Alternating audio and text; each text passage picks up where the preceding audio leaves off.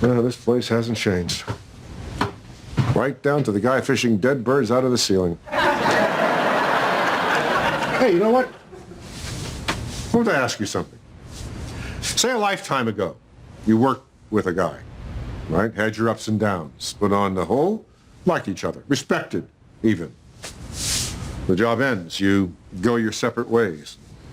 Life happens, and you live, and you love. And you lose. Big time. And so you close off your heart.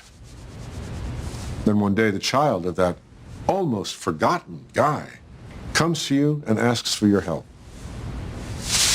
Would you take the chance? Would you open that heart up again? Let feelings in, knowing that undoubtedly it would hurt again at some point. There is a saying in my country. When man is holding dead bird, tell shorter story. And that is why I don't open up to people. But I am not afraid to open a box. Stay out! Harry!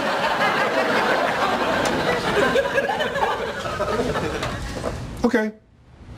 I'll think about it.